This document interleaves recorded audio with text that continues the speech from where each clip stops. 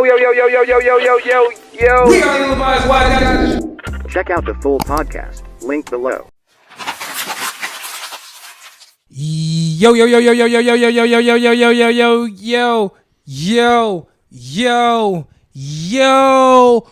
the Illinois Wise Guys. Your boy Chad. I got my boy Deezy for Sheezy. It's way too easy. Make sure you're using hand sanitizer because COVID's not gone easy. It's funny because you know COVID. What's COVID? Yeah, What is that? It's funny. COVID. What's COVID? I don't even know what that is. Welcome back to the Ill-Advised Wise Guys episode. This is episode 146. 146. Shout out to the gang for pulling up on us as always. You know, we appreciate y'all. Make sure y'all hit that subscribe button, that like button, that share button, every single button. And as always, if you're new here, stay a while. And if you've been here before, stay even longer. This is the Ill-Advised Wise Guys podcast. I want to say, man, I'm glad summer is here in full effect. So I can show my thighs. Nah, you got to chill with that. You're not. Y'all? I'm gonna be honest with you. It's the seat. Hey, bro. The seat. I get sunken in. I hope you guys are out there doing great. We appreciate y'all for checking out our last episode. And as always, if you want to check out clips from the show, make sure you guys go to our YouTube channel. We have a playlist up there dedicated to topics, great takes, worst takes. Takes where I just completely dominate this guy. Like right. I'm like Shannon Sharp. That's never happened. Skip. I'm Shannon Sharp. Skip. To That's never Skip happened. Bayless right here. But nonetheless, let's start the show. First, we're gonna get into some church announcements. Make sure you guys tap into Zero Skips, the mother effing playlist. We just featured a lot of songs up there. So shout out to every one of you artists who've either one submitted to us and ended up on the playlist, or if we just somebody who just found out about your song and you ended up on the playlist. Nonetheless, we appreciate y'all music. You guys have bangers. If you're on the playlist, you've been stamped by the guys. You've been stamped. It's a banger. It requires us to ignore the skip button. This is the point of the Zero Skips playlist. We're supposed to be able to play this straight through. You're supposed to. Mm-hmm. Some may debate. Mm-hmm. Others won't. We ain't going to debate. Nonetheless, y'all tap into Zero Skips. Link in the description. So check that out. Q, what you got? Check out ratingsgamemusic.com, a.k.a. RGM, a.k.a. the best music site on the planet. Confirmed by Robert De Niro. This week, we had albums by Killer Mike. Yes. He came out with a very powerful album. Gunna Wanna came out with a new album too. A Gift and a Curse, which is very interesting. And then there's songs by Doja Cat that came out. I love that song by Doja Cat. Doja Cat shows she's the best artist in the game today based on that song. The rapping and singing is fantastic. She did that. All I got to say is best artist. Word to Central C. Uh-huh. Somebody tell Doja Cat. I'm trying to. No, I didn't finish the bar. Just somebody tell Doja Cat. That's all I'm saying. You know. Okay, no comment. The PG version. Lil Baby and Gucci Mane came out with a song again. They did. And then It's called Bluffing. Bluffing, yeah. And then Trippie Redd dropped the song. Trippie Redd. Oh yeah, Trippie Redd. Redd dropped the song. Very good song where he's rapping. And then we got movie reviews. Oh, they're up? Yeah. Okay. Shout out Will, our movie guy. Right, he did a review. He did 3. He did The Flash. He did Transformers, and he did Spider-Man. It had to be. Yeah, okay, Spider-Man. I'm like, that's a big one. Thank you. So yeah, you would ask me, explain. Oh yeah, like what's the purpose of, for the people who are reading the site and seeing music, now seeing movies, what's the purpose of intermingling the movie reviews with the music? Well, at the end of the day, ratings game is becoming bigger and bigger. A platform that I think, we want to go based off our opinions. We think people want to know our opinions about things. So we want to start introducing other things. Ratings game sports, ratings game movies, ratings game fashion, ratings game cheat codes, ratings game video games. Like ratings game everything. Right. So, this is just kind of like and it might end up being its own complete site, but like we want to give movie reviews with our twist because we feel like that's the next thing thing to do, the next natural thing to do. And it's also, honestly, that's the good thing about owning it. In my part, I wanted to see it. I want to see movie reviews. And so I'm not doing the movie reviews because I actually don't like movies, by the way. So I'm curious to see what our movie writers, Will in this case, cooks up. So Ratings Game movies. Dope. Shout out to Will for getting some reviews up there. Yes, sir. He's a way better writer than me. Oh my God, he is an amazing writer. Oh man. Oh, it's just a matter of time you start seeing us on ET. Now on to what we're going to be talking about for the episode. We're going to be talking about who are the top 5 rappers, white rappers, of all time. Whoa! Of all time, guys. All time? Unfortunately, Forever, ever? this might be a hard thing to do. Yes. I think it's pretty easy. I ain't gonna lie. But I actually got to go back. listen, hey, Bro, the cream of the crop. Sparks. The cream of the crop is at Paul the top. Wall. Bro, we know who they are. But I will say this. This topic is being fueled by the Mac Millers and the MGKs who are also going at it right now. Not Mac Miller, Jack Harlow. Jack Harlow, excuse me. Jack Harlow and MGK who are going at it, basically saying who is the best white rapper since Eminem. They going for the crown, guys. They going for the crown. We gonna talk about it though. And then after that, we're gonna get into, when is it safe to say a artist fell off? We've seen the fall off of so many rappers and artists and singers all throughout the history of music. And I'm gonna be honest. When someone fell off has always been a big debate with people. You notice, you go to a barber shop, you go anywhere, and there's usually a debate as to whether or not someone fell off or not, right? I don't care that you name the artist. And so we're going to get into, a couple artists, maybe use them as examples. I can think of one, Meek Mill. He recently sparked this for me. He reached out to fans on Twitter and asked them straight up, yo, did I fall off? The answer was very surprising. That's very bold of him to do. I've never seen that That's before. very bold. I'll be honest, I've never seen that, and it made me want to talk about this. So very bold. we're going to get into that. But first, we got to talk about our underdogs making the best music today. Q, you brought this sort of to the forefront, at least the topic itself. Where were you going with this? Thoughts. Where were we going to this? Gunna's album came to my mind. And while listening to it, obviously there's a theme attached to Gunna's album. It's about, resiliency. It's about ignoring, the outside noise and the people trying to bring you down. Yeah.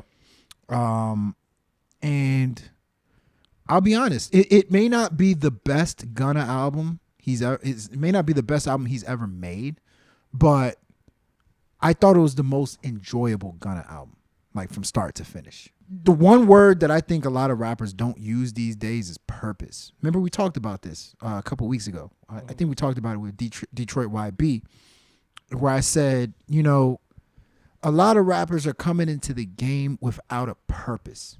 Okay. Or if they are in the game, they're dropping songs that don't really have meaningful lyrics, meaningful topics. Right. And I felt like from start to finish, that album just felt meaningful to me. It just felt like it had a purpose. Gunna's back was against the wall, and he dropped 40, is how I look at it. He dropped 40, not 50, not 60. He dropped about 40. You can't say he didn't meet the challenge. So what's interesting about it is a lot of our top rappers have had this moment where they were the underdog, whether you like it or not.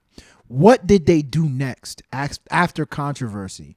It's not always, something big as a court case. It can be something like somebody doubting you. Somebody, maybe you got dropped from a label. Maybe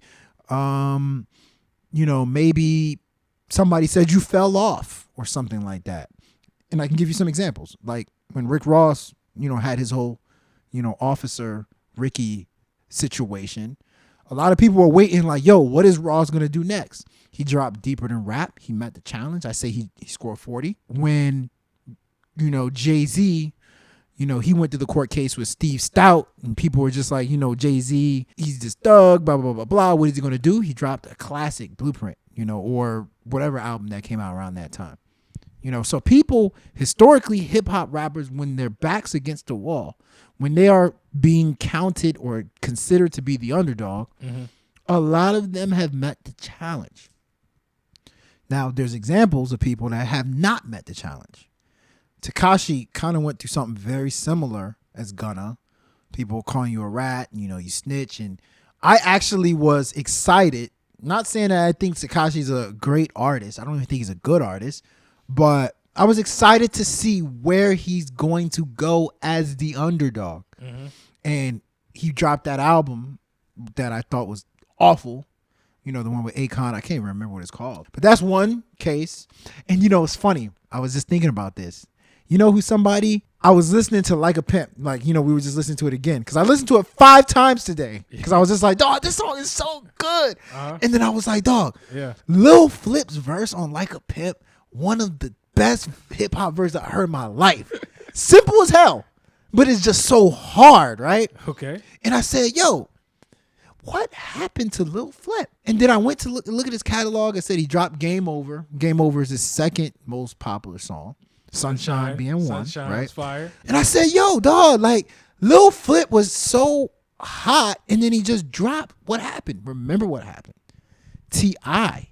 and him started beefing. T.I. was on the come up. Lil Flip was already there. So when T.I. started hitting these diss tracks and stuff like that towards Lil Flip, he was not able to meet the challenge. And so his music was just not hitting. And that kind of started the downfall. That kind of started his fall off. So, you know, just this whole underdog topic just has to do with that. Like, I think more and more you're seeing these rappers meeting the challenge when it comes to having their backs against the wall. And in my opinion, they're making actually their best music when their backs against the wall. If that makes sense. No, it does. I see where you're going with it, especially the whole Lil Flip topic. Listen, we probably got some listeners who don't know who Lil Flip is, which is crazy because that's true. I'm telling you, because Lil Flip was hot in 2002. Think about that. That's 20 years ago. 20 years ago. That 21 Lil years. Flip from Houston, if I'm not mistaken. Houston, Texas. He had the game on lock, as people used to say. Lil Flip. Back 20 years ago, had the game on lock. Yeah. Game over. Game over. Flip. But no, so it's funny you bring up Gunna though, man, because I think Gunna is probably the right person we should use to kind of set this combo up, since that's like maybe the more recent example. As you were talking, I was thinking of other artists who've dropped more recently. For example, I feel like Killer Mike has always been an underdog. Yes. As a rapper. Yes. It was so egregious that Killer Mike, he has pivoted, like over the last probably 10, 15 years, he pivoted to politics and community outreach. Yeah. And it's not to say he's pivoted completely, but he had to make that a part of his brand in order to allow people to realize that he was much bigger than rap to begin with. Yeah. So when you tie in the music, you realize that he's been talking real community stuff his whole damn life. But people the mainstream wasn't necessarily tapped into Killer Mike. What I like now is that Killer Mike just dropped a new album called Michael. And bro, this is the first Killer Mike album I've ever listened to straight through. Me too. Me personally. Me too. I've heard mad Killer Mike songs my whole life. I've going listened back, to Run the Jewels 2 or something like that. Same. I think I heard number 3. Yeah, like their most recent one, I listened to it. I mean, I review every album these days. Right. So I listened to Run the Jewels, but correct. I mean, not a Killer Mike. But not a straight Killer Mike album. Yeah. But Killer Mike has been out for 20 years. 20 plus years. And so maybe 30. Possibly so. Pretty sure they were part of Goody Mob and all them. Not Goody Mob, but the other guys. Underground. What's the Future is affiliated with them dudes. CeeLo. There's a CeeLo. Yeah. CeeLo. I'm saying Andre not Goody Mob. Was it Goody? It's Goody Mob, it's right? Not Goody Mob. It's not. There's another name, bro. Here's where ChatGPT had to come in. Dungeon Family. Dungeon Family. There we go. There we go. So Dungeon Family. He's affiliated with Dungeon Family. Yeah. If you're familiar with Atlanta Southern rap, you know who Dungeon Family is, but the mainstream don't really know about. Wait, so who the hell is Goody Mob? Bro, Goody Mob was CeeLo Green. Remember he spun off and he had Big Gip? Yeah. Remember Big Gip? And then there was 2 other dudes. I can't remember the names. Was Sleepy Brown? No. Oh, Sleepy Brown Was he Sleepy not? Brown? I believe he I was. can't remember. I can't. Oh remember. no. Hey, we're not the ones. We're not the ones to get this game. But no. But the point is this. Damn, this is some good Crazy, right? encyclopedia knowledge, Bro, man. where's ChatGPT, man? Hey, No. see this? But yeah, you're absolutely right about Dungeon Family. You're absolutely right about Dungeon Family. But you see what I'm saying? Like, they've been underground. Yeah. Let's be very clear. Yeah, they have. And since Killer Mike has been associated with them, that ties into what he's even been a part of. You even brought up Run the Jewels. I would argue that's an underground group, right? They do very successful. For sure. Overseas, people know who they are, but we talking about mainstream. The underground has been filled with Killer Mike, but I'm liking what's happening more recently where Killer Mike just dropped arguably one of the most important hip hop albums of the year. And so how is it that we're in 2023, we got a guy who's been in hip hop for close to 30 years, who's been relatively underground for the virtual entirety of his career. He finally drops an album and it's permeating through the consciousness of people at this stage. That, I think it shows you that I think people are kind of starving for music that's a little bit more in depth and just a little bit more personal and just a little crafted that means something. Meaningful music. You know, and so when we tie back to Gunna, unfortunately, Gunna had to go through what he went through in order to drop a project this personal. Have we gotten music this personal from Gunna before this? No. I've listened to every Gunna project. None of them have tapped into any sort of real emotion for a consistent length. But my point is, yeah, I mean, there's tons of examples. I do think the underground is getting their dude, we just shouted out Underdog on the last episode. We talked about what's the best albums of the year. You brought up Danny Brown and JPEG Mafia. Definition of underdogs and underground guys. So I did want to do this exercise. Yeah. What is the underdog? What does that mean? In hip hop? Like what is a hip hop underdog to you? I think it's very clear. I would define a hip hop underdog as a rapper for whatever reason, their music, their presentation, their aesthetic, their style does not sit with the quote unquote mainstream. And when I say mainstream, I'm talking about the fans who are used to a specific type of music that gets accepted. So you mean underground? That's underground. Underdog. I think underdogs are usually underground. Unfortunately, don't you kind of got to be underground to be an underdog? So in a for sense? me, kind of, but like for me, underdog, there's adversity attached So to underdog. I'll give you an example. I'll give you an example of probably somebody who doesn't fit into that. Tusi. Tusi he feels like an underdog. He's an underdog. He feels like an underdog. He's an underdog. Because you see somebody with such, I think, extreme talent for music, but they're not where they clearly want to be. And every time you hear Tusi talk, he speaks from that perspective of somebody who is an underdog. There's a little bit of chip adversity on his shoulder. There's a little bit of adversity there. You can kind of tell he's not taken as seriously as his peers.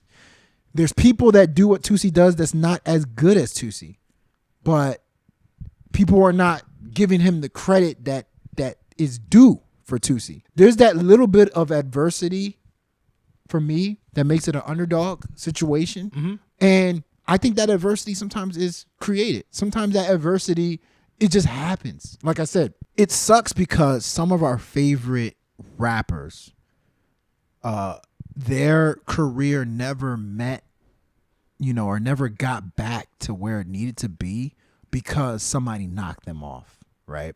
Like I told you, Lil Flip was essentially knocked off by T.I. Essentially, that's what happened. Ja Rule, who was historically, Ja Rule is one of my favorite hip hop artists of all time. I don't care what anybody has to say. When Ja Rule was popping, he was dope. Right. He was essentially knocked off by 50 Cent. You know what I mean? And so a lot of rappers got knocked off because, and when they became underdogs, they didn't meet the adversity that came their way. They weren't able to meet it. Like Jay-Z is probably, out of all the rappers I've ever heard, Jay-Z, all the rappers I've heard that got into a loss of diss and came back stronger somehow, Like Jay-Z was down bad after Ether. Like everybody, like consensus was Nas killed Jay-Z. Right. Right? Right. Right. And Jay-Z tried to meet the adversity Yeah. with additional disc records. He has a disc record called Blueprint 2, which I absolutely love. Right. Absolutely love that disc record. Mm-hmm. But it fell flat. Like it didn't resonate with people. And the consensus was Jay-Z's, not that his career is over, but Nas beat him. But Jay-Z continuously made good music, which is always the case. If you're gonna be an underdog, you have to make good music. Jay-Z made good music, and you can just brush that whole beef aside. But Jay-Z, in the history of hip hop, one of the only people that lost a battle badly. Ether is easily the best diss record ever made towards Jay-Z, and it has not had an impact on his career. You know, another person too, it really hasn't had an impact. Meek Mill. Meek Mill got destroyed by Drake. Back to back? Are you kidding me? Got destroyed. And Meek Mill didn't really meet the adversity well. But it didn't tarnish his career because I don't know why, but Hey, some may argue it did, and that may have facilitated his quote unquote fallout, which we're gonna talk about in a little bit. But before we even go there, my thing is this though. I want to make sure this convo is not solely about people becoming underdogs because they were beefing with another artist or somebody went at them or any of that regard. Because it can be anything. Yeah, that's what I'm saying. Like, because that's also part of it. You can become an underdog because you can become an underdog because the underdog went at you and then you didn't meet the expectations, or you can be on the flip side. Like it was you like said. Lil Flip was a 1-8 situation. Right. Playoff seedings like 1-8. Imagine Miami like beating T.I. Denver Nuggets. T.I. upset Lil Flip. Yeah, so You know? I get that, but I also want to talk about the other people who just generally they're not what people gravitate towards. Like, no matter what they put out, it can be amazing music. It just doesn't get received. Denzel Curry. He's the definition of an underdog, Summer right? Walker to me is an underdog, even though she makes great music. Summer Walker's an underdog? Summer Walker's an underdog. How? Because Summer Walker is her type of music is not something that is universally accepted, or it's not something that you just hear all the time. Like what she's attempting to do every single time she hops on an album is very hard. Like to just kind of be vulnerable black woman, you know, in 2023. You know, see, personally, I wouldn't call she's an underdog. I wouldn't call her an underdog per se because I mean that's her persona. Sure, but she's not an underdog by any stretch of the imagination. She's a great artist. Her people love her. She's received as such. The main street, she sells like somebody who's not an underdog. I would consider, like, for example, a Coil Ray an underdog. She's an underdog. She's somebody who people don't rock with or haven't rocked with for the longest. And she has to now look up to the people who she's trying to gain acceptance from, and that includes the fans and whatnot. You know what I'm saying? But at the same time, see, like Summer Walker, like to piggyback back on my point, like Eminem came into the game underdog. Even when Eminem was successful, he still had this underdog chip to him. You know, like he's still rapping like a dude that thinks you don't respect him. You know what's funny? What's funny is, remember how I guess last episode we were gonna talk. Well, possibly we're gonna talk about who's the rap version of Jimmy Butler. That's true. Bro, that's true. Bro, that's true. What we're talking about? That's true. You just described Eminem. You just described Jimmy Butler. Yeah, like somebody true. who like they make it. They're successful. That's true. But they still got this underdog chip on their shoulder. It's interesting. It's very interesting. I will say this though, like as a side note, I'm noticing that it almost feels like we're at a changing point in hip hop in particular. I'm not even gonna go music as a whole. Hip hop, rap, bro. The killer drug, drill stuff, tired. Bro. People are done. Tired. I'm telling you, people are done with it. People want tired. more. It's tired. Yeah, the fans want more. This is the reason why people got so excited with the idea that Dirk was gonna drop something meaningful with almost Almost Healed, and when he didn't deliver, people were were mad, and they were like, bro, guess what? We want more. Guess what? Like, if I tell you guys how much I've changed in my life from 5 years ago, like how much I've changed my diet. I've changed my daily routine. I've changed what motivates me, what inspires me, what I like to listen to. So, like, some of these artists, like Dirk, Baby, at the end of the day, their audience is growing. Yes. Their audience is getting older. I don't care what anybody says where they're like, oh, yeah. You know, Jay-Z said it best, and I'm always going to follow this saying. He said, you want my old stuff? Well, listen to my old songs. I'm maturing as an artist. Yes. And you just have to assume that your fans are maturing too. They don't want to hear the same stuff. Like, we struggling. Everybody is struggling in life. So when we hear somebody kind of like, you know, relating to our struggles, that's what we want to hear. We don't want to hear all this other nonsense. Facts. I mean, you guys out there, I mean, let us know who you feel is an underdog that. Sorry, go ahead. What's up, bro? No, I was gonna say. I'm trying to transition, bro. Today, I was just like taking a couple things from my backyard, and Stoner came on by Young Thug. I'm a stoner. Yeah, I love that joke. And I was like, when I was younger, like, you know, when we going to DC and like, man, we just pre-gaming and just drinking. Like, what were we, 23, 24? Like, hell yeah, Stoner. I was Stoner. It was fun. It was fun. Could you imagine bumping that joint at 36, 35, well, 33? It's hard. It doesn't hit the same. I could bump it. It just depends on where and why I'm bumping it. It sounds like I'm not bumping that on a random day. It sounds wacky. It sounds wacky now. Fair enough. Listen to the song again. That joint's all over. He's like, I feel like Favo. I feel like Favo. Like, yo, like, this is weird now. Bro. At 35, 34. I get but you. when you're like 20 something, oh, it's so tight. Listen, it's so tight. You ain't wrong, but you know, hey, guess what? Young Thug was an underdog at that point. He was an underdog. Yeah. His name was Young Thug. And it still is Young Thug. His name alone, I was like, how the hell is this guy going to make it with a name called Young Thug? He figured it out. And then they said, oh, his other name is Thugger. Okay, oh yeah, that's bad. But you know, in that song. And then his name was Stoner, Jeffrey. In that song Stoner, he says slimes. He says YSL. He says all that stuff. And that was like one of his. That was probably the first song I heard by him. I mean, you know. Let's keep it pushing. Next topic. How would you evaluate someone falling off? Like, when should we consider someone falling off, or even labeling them as someone who fell off? You know, I was on Twitter, or actually I was online, and then I came across the fact that Meek Mill put up basically a post on Twitter and was like, yo, keep it real with me, guys.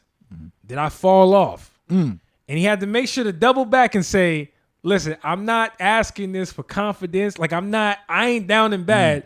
This is just a social experiment. Take that for whatever it's worth. Believe him or not. I feel like he was on to something. My point is, the response to me, the response that he got really got me thinking, because, you know what I'm saying, most of the responses were saying, Meek, you didn't fall off. Meek, you had your time. Like, you were the man for years. Like, yeah, you're not making the music that, like, hits anymore, but that don't mean you fell off. That just means, like, the peak height, the height of your career was what it was. Like, and that's fine. Some people don't even get to the peak. That ain't even called falling off. That's called, like, you never were on. There's a difference. Right? And not to name any names, I ain't trying to be disrespectful, because there's certain people that when we have the discussion, you can argue, were they ever really even on? And a couple names come to mind, like, for example, Vic Mensa. Jesus. Vic Mensa never. I'm not trying to be I'm not saying it to be disrespectful. I had to. Okay. I'm not saying. I'm just trying to give, you know what I mean, an example. My point is this, though. Like, you know, I thought about that more, and I said, bro, like, I think the people who responded have a point. Bro, Meek was the guy for a while. Meek had the streets. Meek arguably has a top 10 hip hop record of all time with Dreams and Nightmares. Yes, he does. The man, he will be remembered in the history books for no matter how many tweets he puts out from here to age 50. we're always going to remember that Meek Mill put out Dreams and Nightmares, and every time you hear that song, it's going to mean something.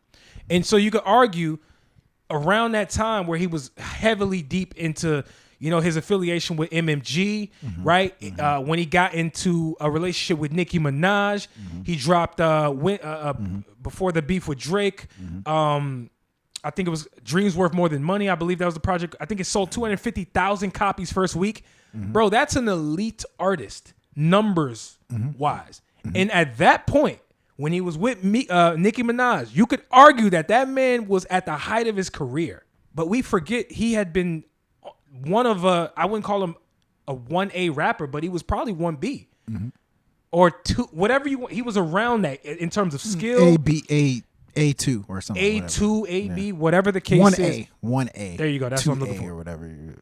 He had been that for years. Right? So when we ultimately saw his career start dwindling after he started beefing with Drake, hey, man, unfortunately, sometimes your career ends before you want it to. But I refuse to say Meek Mill fell off. And if I do say that, it's not because he was never on. There's a difference between somebody falling off. I agree. Before they were ever on, and them being on for a long time, and then their career just dwindling naturally.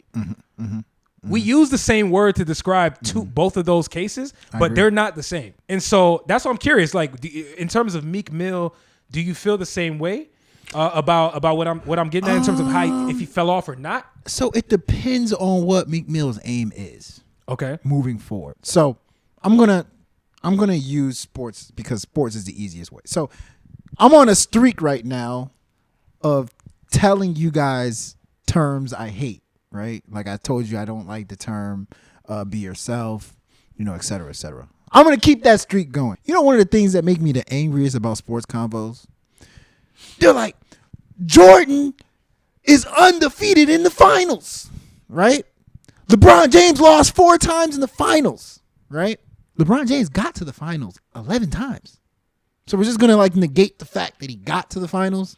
It's just his record in the finals is he went 11 times. That might be more impressive. Might. Not saying for me. That might be more impressive than winning 6 finals. To get to the finals, I think it was like 10 or 11 straight times. Okay. Nobody wants to mention that. They just want to say, oh, Jordan made it 6 times and didn't lose. Well, Jordan, what about the times he didn't make the finals? He didn't get to the finals. Oh, Scottie Pippen reminded us recently. Scottie Pippen reminded, right? He didn't get to the finals. So wait. So Michael Jordan can get to the finals 6 times, but then 11 of the other seasons he didn't make the playoffs. Facts. LeBron James can make the finals 15 times, but lose maybe like 7 of them. And you're going to say, oh, Michael Jordan's better because he made it 6 times and never lost 6 times. So we just negate the fact he didn't make it the other times. I bring that, how this relates to that is, notice how when people say somebody fell off, we're usually talking about the people, like you mentioned, that were 1A. The Drakes of the world, the Rick Rosses of the world, they were at the top of the mountain. Thank you. As artists. So when you say they fell off, quote unquote fell off, they're still generating more of a buzz than your average hip hop artist. So what is fell off? You know what I'm saying? So am I right? Like it's like, yeah. Okay, I mean, even if Meek Mill fell off, right? If they claim Meek Mill fell off, he's still generating maybe like, if I were to guess, 10 million monthly views on Spotify, being a top artist, right? More than likely. So I can compare his number. Look, even the baby's doing very well. I'm gonna look right now. The baby's doing very well statistically. Your typical person will say the baby fell off. Why will they say that? Because he's not working with other artists probably as much. Because, you know, he's not as sought after for these shows. But if streaming is the measurement that you are counting, technically he did not fall off. So what measurement are you counting? You see, for fell off? And that to me, by the way, I just checked. Meek Mill has basically 15 million 15 millions, right? monthly listeners Monthly, on Spotify, yeah. which is very So, actually impressive for he doesn't someone who drop allegedly fell off and often. who's not even putting out new. His doesn't last album drop was in often. 2021, Expensive Pain, and Yeah. the one before that, who He knows? doesn't drop often. 3 years. And you before know that. why? He probably gets 10 million just from Dreams and Nightmares. Facts. But you know what's funny? As you brought up sports, right? Sports and rap and just music, Very good bro. The comparisons. amount of comparisons is unbelievable. You know what I thought of as you talking about Jordan? Because I hate those arguments too when people. One of the things that I've always felt, and it applies to Michael Jordan and even Floyd Mayweather to some extent, is being undefeated is overrated. Think about this. I'm not disrespecting Jordan or even or Mayweather to that extent. But if you really go throughout boxing history, there's people who have lost multiple times. Muhammad Ali, George Foreman, the list goes on of people. Pacquiao, when you really, well, I wouldn't throw him in this. I wouldn't say he's the greatest. Not But the greatest. I'm talking about people who they consider some of the greatest fighters. They've lost multiple times. But yet, when they talk about Floyd Mayweather, the argument that they use the most is he's undefeated. And it reminds me of how people talk about Jordan when they say he's went to the finals. He went there 6 times and he never lost. Okay, I get it. It's an impressive thing to do. But should that be used as the end-all, be-all trump card when we start evaluating people? My answer is no. Well, my answer is absolutely not. The thing is, too many times, especially online, people take data and they use it to fit their argument, like I just said. So if you're actually using the data correctly in the situation of Jordan and LeBron, what you will do is you'll say, okay, how many times did Jordan, quote unquote, finish in first place? Essentially meaning won a championship. 6 times. How many times did Jordan finish in second place? None. Every time he went to he won every time he went to the finals. Correct. And he didn't get to the finals every other time. So if Jordan played, 13, 15 years. He played 15. 15. 9 of those years he didn't get to the finals. So he has 6 first place votes, right? 6 where he finished in first place. LeBron James has 4 where he finished in first place. Not 6, right? But LeBron James has about 11 where he finished in second place. Yes. About 11. So when you average out, okay, and if you want to go get technical, there's third place, got to the conference finals, then there's got to the semifinals. LeBron James has got to more conference finals. He's got to more finals. He's got to second, third place, first place. Jordan has first place and no second place, no third place, no fourth place. So when you compare it, yeah, he has the more first places, but you can't discount how many second places LeBron James finished in. No, I get where you're going with that, and you're totally right. But the thing is, and by the way, I want to pivot back to music because I don't want to get too bogged down into the sports combos. But like my thing is this: I'm telling you, we use that word way too often. People fell off. People talking about Drake fell off. Like, bro, how could a man who dominated a genre in music alone for a decade, how could you dare even use that term to this guy? It's not the right word. I'm going to give a pushback on that, but great. I'm just giving anecdotal evidence. So I got more names, but I'm saying we say Drake. People say Drake's falling off. He fell off. Let's not use blanket terms to just freaking refer to everybody. I hate that. This. Ain't the same type of fall off as the next person that you would use that exact same word as. Let's be very clear. I hear people say, "Oh, nobody watches hockey anymore." Who's nobody? Like, what's the measurement? Like, who's asking? Because you don't watch it. What's the numbers? Everybody else, nobody. So you're saying nobody watches it? Oh, Drake fell off. To who? What kind of measurements? What measurement? What measurements do you have, bro? The man had a #2 Billboard song this year. What measurements do you have? Which one we using? It's. Let me put this. I'm gonna say these 2 things. Go ahead. In today's age, it's impossible to fall off. It's nearly impossible to fall off because music is so accessible, and whenever the person, it's not so. So back in the day, getting on the radio was so important. Right. Getting your music video shown on MTV was so important. Getting on 106 in Park and making their countdown was so important because if you didn't make those, there's a good chance they didn't listen. Right. Selling CDs was important. Nowadays, with Spotify and Apple Music, anytime I feel like hearing Sean Kingston's music, I'm gonna listen to Sean Kingston's music. I don't gotta go on Walt Disney Park and see the music video. I'm gonna listen to the music if I feel like listening to it. Okay. If I see that Sean Kingston's featured on somebody's song, I'm gonna listen to it. It doesn't hurt me. But you know what hurt me back in the day? It's paying $13 for somebody's album. I don't feel like spending $13 to listen to somebody's album. I may have paid $13 to listen to Drake's first album, but I'm not feeling him this time around. I'm not paying $13. It don't cost you these days to listen to somebody's album. It doesn't cost you. It's free technically. It's free, so it's nearly impossible to quote unquote fall off. I wouldn't go. Now, I'm not rolling, but continue. Continue. Now. I would say it's hard. I would say it's harder to fall off. That's nearly impossible. It's nearly impossible. I don't think it's nearly impossible. I just think it's not as. It's not either as white whatever, and black whatever and white. The way we word this. No, so now is it possible the person stopped making good music? Yes. Sorry, I would say it's harder to fall off. That's harder, how it works. Okay, harder to fall off. It's harder to fall off. Is it possible they stopped making good music? Yes. Is it possible that they don't have as many features? Is it possible their music starts to sound stale to you? Yes, that's possible. So going back to, I just want to wrap this up. I started off by saying like it depends on where Meek Mill's career is whether or not he fell off. So if Meek Mill still thinks in his head, I'm a top artist, people should care about me.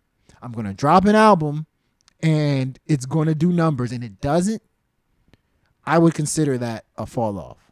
But if Meek Mill feels like, I'm more involved with, politics, I'm more interested in all the other things, not necessarily music, what I would call that is Meek Mill had a career pivot. So don't expect him to make great music, or don't expect him to be so serious about his career. It's not a fall off. He's had a career pivot. But if you still think you are the man, you still think that your stuff is going to get number one on billboards when it did earlier, and it doesn't, then you can argue that person fell off, in my opinion. So it depends on where that person feels their career is. You're basically talking about expectations. The person's own expectations. But also, while that is important, the reality of the situation is that ain't your own. You as the artist, expectations is not the only thing that is factored into your whole career. Unfortunately, us as the people, the public, the platforms who even evaluate these people's music, we also have a say, and that's what the artists don't like. We have a say in whether we decide someone fell off or not, because we're looking at what was being received. We're getting the music. We're evaluating it. We hearing the music over time, seeing if the joint is decreasing or not. And so I do think what you're saying is the most important part is how the artist feels about what they're producing. But I think it's more of a 50-50 relationship. It's what we feel and it's what the artist feels. It's the aim, though. It's like Killer Mike, for instance, is a good example. Is Killer Mike. He came out with Michael. I don't think Killer Mike thinks that like he's going to have some serious kind of buzz with this album. Like, I don't think Killer Mike's mentality going in was I'm the next Drake or I'm going to meet any. He just dropped an album, I think, because he felt like I wanted to get this off my chest. If you guys receive it, so be it. If you don't receive it, if one person bought the album, I wouldn't say Killer Mike fell off. I'm going to be honest with you. I heard the Killer Mike interview on the Breakfast Club, guys, and he was talking big talk. He said, I'm going to be honest with you guys. This is a classic. Y'all are going to say that this is a classic album. I don't think it's a classic. I'm just letting you know how he was talking. Now we're getting into the artist's expectations of their own music. That's why I said it comes down to if the music is good or not. If he thinks the music is good and is good, you cannot. Okay, you tell me right now, America, and you. America, man, this is a worldwide podcast. Can somebody drop something that's very good and you still consider them a fall off? They fell off? You can't. It's not possible. Here's why you can. Okay. Give me one example of somebody dropping a great album and you said, man, this person fell off though. They still fell off. Somebody and they said they fell off. But their album was great. I don't know. I got to sit and think about that. But without taking up mad time, where I was going with saying you still can is because I feel like in reality, you can drop amazing music continuously for 20 years. But your level, right, of popularity or lack thereof determines for most people how well you're still afloat or if you fell off or not. That's why popularity is a horrible measurement. No, unless you're using popularity. Brother, I am not.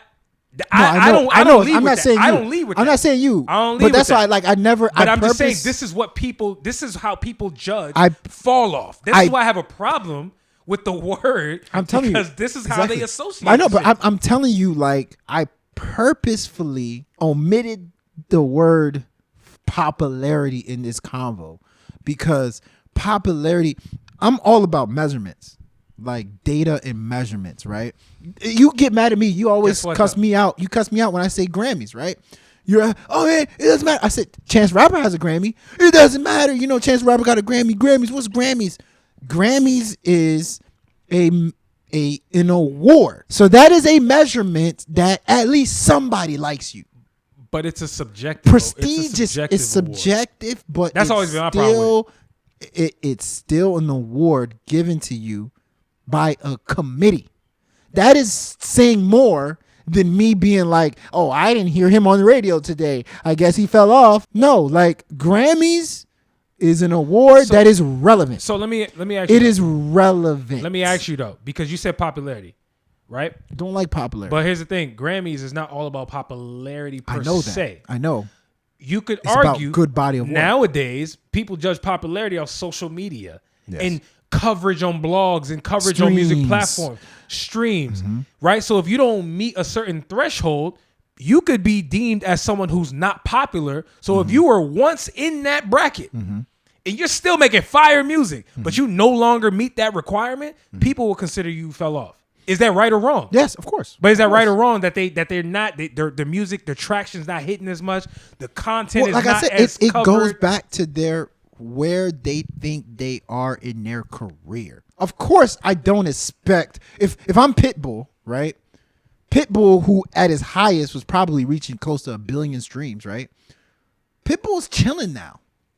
Like, if Pitbull comes out with a song tomorrow and it makes only like 400, 500,000 streams, which I know this is probably the case is happening for him. Like, of course, Pitbull is probably thinking, I'm not thinking I'm back in those $1 billion stream days. Fair, yeah. Now, if somebody's like, yo, I am back. Like, I'm that guy. Like, I'll tell you somebody who's struggling with it. I still wouldn't say they fell off, but I'll tell you somebody who's struggling. It's Usher. Usher's struggling because I think Usher thinks he can still do some of the things that he did when he was hot, but it's like, it's not hitting. It's not being received the same, but he's still trying. I think Usher still thinks he's kind of like a key cog in the R&B game today, but that's just not the case anymore. You know what I mean? Now I still wouldn't call it a fall off, but like, it's like, I don't think he's connecting with what reality is. And I think fall off has to do with reality. Look, if Usher is dropping music in 2023, and which I'm not even aware of. No knock. So if the man's still dropping music, it's clearly not going to be received as it once was. But Usher still thinks he's a pop star. No, but Usher, speaking of, remember how earlier you talked about pivoting? We talked about people pivoting in other areas. I brought up Killer Mike. We talked about Meek Mill going in different. Usher pivoted in way long ago. Bro, he has a residency in Las Vegas. I know he did. I know. He's a legacy act. He's moving kind of like when he drops singles. I'm just telling you right now. When he drops singles, it still kind of feels like he has the mindset of I'm a pop star. I think Usher's just the man in general. I think when Usher turns 60, like he's gonna be the man. I wouldn't say he's a fall off or anything, but I'm just saying like that's somebody who I would say, okay, like you're no longer a pop star. You know what it is? Listen, guys, I'm gonna be honest with you. I have a problem with words that have a negative connotation that should never be associated to certain people. we should never be talking about Usher fell off. I don't think he fell off. No, but what I'm saying, I'm just giving an example. Like I'm throwing him out there. I'm just saying like certain words and phrases, we shouldn't even be associating these words. We should just simply say they're no longer what they're not who they were. They had their time. No, see, yes. They had their time. But it depends. If Drake had his time. If the person's still saying or thinking and moving, like Usher's still saying, thinking and moving as if he's a superstar.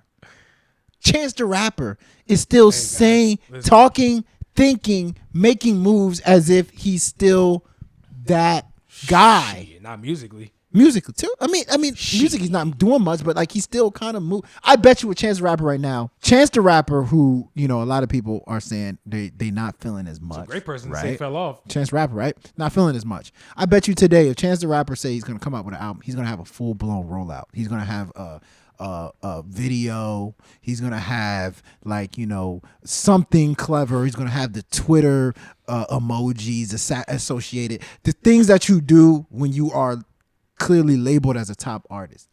I don't think he's that anymore, but he will move like that. That's fair. When he wants to bring an album. That's out. fine. And that's why I'm like, okay, if you still think your career is there and you're streaming and Which your he stuff, probably will do. it doesn't match it. I have no problem associating the word fell off to Chance the Rapper. You know why?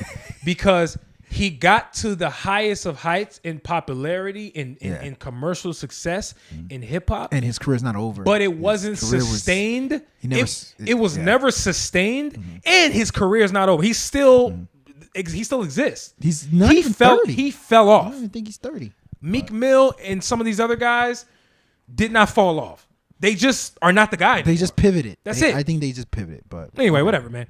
You guys let us know. combo. Who do you think fell off in the way we're defining it, not in the way we fell off. What the hell? We fell off. No, we I wasn't that tight. We ain't even fell on yet. I'm not even tight. We need to fall on before falling off. All right, yo, let's move on to the next topic and last topic, guys. Who are the top 5 white rappers of all time? Oh, you know what I'm saying? Whoa, we going there, man. Excuse me. White on white crime. Before we do this, back. Before we do this, it's back. Before we do this, can we do 2 top 5s? What is the top 5 white NBA players? Whoa, you're going there? Should we do all time or wait. Present? Okay, present all I have to ask you is this.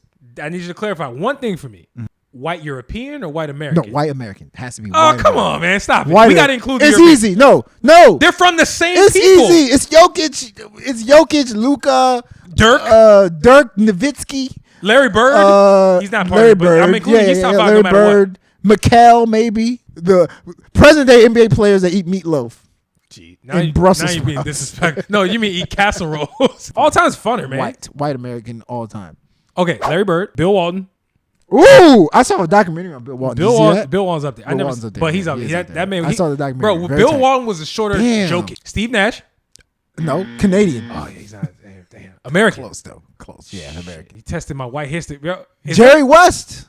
Jerry West. Yes, of course, Jerry West. Come on. we sure? Stop it. He's the logo. I didn't never watch the play. I didn't watch him play either. But what about Bob Cousy? Hey, where's our white correspondent? All We right. need a white correspondent on this topic. Players that you know. How about that? So then I can't we'll speak take on out Jerry Jerry West. I West. can't speak on Jerry West. We'll take out Jerry West. Okay, here we got 3. 2. You got 2. Larry Bird. Larry Bird, Bill Walton. Bill Walton. Kevin Love. Is Kevin Love up there? Kevin Love might be up there. Kevin Love was damn good. Gordon Hayward. No. He's not even top 30.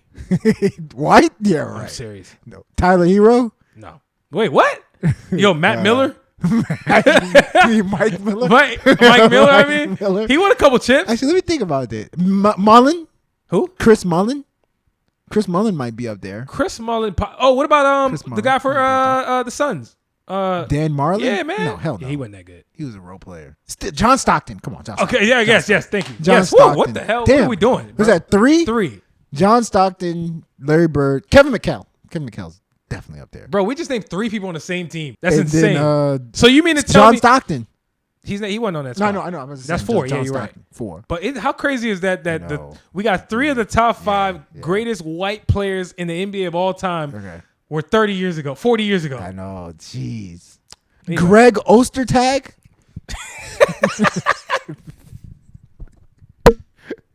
Greg, what, Greg, what are you laughing? All I'm saying is Ostertag? listen, I'm just happy we're not doing this list in Black History Month. Damn. That's all I'm happy about. I'm glad we waited. What else? White. Okay, just one more. There's Mark Price. There's Tim Legler. No, I'm kidding. Who else? Man, guys, who are we missing? Brad guys? Miller? Later. Christian Leitner. Bro. No. He's a top. If we include basketball players, That don't count. he was one of them. What about Cherokee Parks? Man, stop it, man. Just one more. We just had one more, bruh. Mark Price. Just say Mark Price so we can get. He was not top 5. That's crazy. It's got to be another guard. Kevin Love. I'm putting Kevin Love. Kevin Love is on. Okay, throw Kevin Love in. I'm throwing Kevin Love. All right, fair enough. Kevin Love is definitely. Fair enough. Kevin Love definitely, or Chris Mullin. Kevin Love probably. Kevin Love. Fair enough. All right, I'm good. Okay, so we went through the top 5 white NBA players of all time. Let's go to rap, bro. Let's get to it. MGK and Jack Harlow, they got smoke. Let's get to it, man. They don't got smoke. Well, MGK got smoke for what's his name? Acid trip again. Because I actually He's off his meds. I listened to the song. He was a freestyle. So MGK has been doing freestyles. He did a freestyle with Corday. And it's in the backyard, I think, of his homie's I did house, see that. I saw right? that. He actually killed it. He killed it. He killed that. They rapped over Doja Cat. That shit was crazy. They killed it. Yes. So he did another one, and it was good. And in the freestyle, he said, he took umbrage to Jack Harlow saying he was the hottest white rapper. And then he actually proceeded. This is the part that people don't really know. He proceeded to insult Jack Harlow. He said, "You're trying to sound like Drake. You just a carbon copy of Drake. You're not original. Blah blah blah blah blah." So that happened like a month ago, and now I don't know why. That was on the Renegade beat. Yeah, over the. That was the one, right? So now, I guess they asked Jack Harlow about the diss, and as you were going to say, Jack Harlow, came out and said, "Yeah, I'm supposed to be." Confident in myself. Mm-hmm.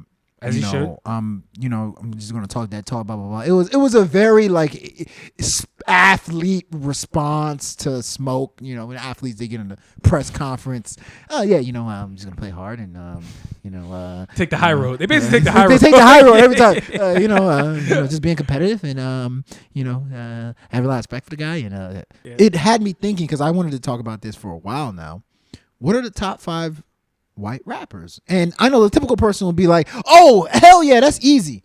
No, it's actually not easy. There's a lot of white rappers that fell off, that reached a height, that were high, looked at as very glorified, and then just randomly nosedive for whatever reason. Either they switched genres, became actors, and I feel like that is a reoccurring theme for white rappers. They get in hard as hell, and then they're like, "I just don't feel like doing this anymore," and then they pivot to maybe another genre. They pivot to something else. Like, for instance, Max Kellerman. Max Kellerman was a rapper, right? He has a music video out. He pivoted to boxing and sports, to each his own.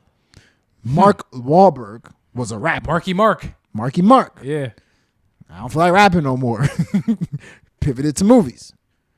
And then more recently, MGK, one of the hardest rappers in the game. Hey, why are you disrespecting him like that? You just use air quotes? Yeah, I did, because he raps hard, but I don't think he's one of the hardest in the game. So don't disrespect him. But I love what Machine Gun Kelly has turned into with the emo Machine Gun Kelly. I like the emo Machine Gun Kelly. But he pivoted. He did. So I think it is probably not fair to assume that just because a white rapper fell off meant that they pivoted because... No, I didn't say that. Well, not fell off. Sorry. You used the word pivot. Yeah, that was actually what you said. I think a lot of times people pivot because they have to, not because they want to.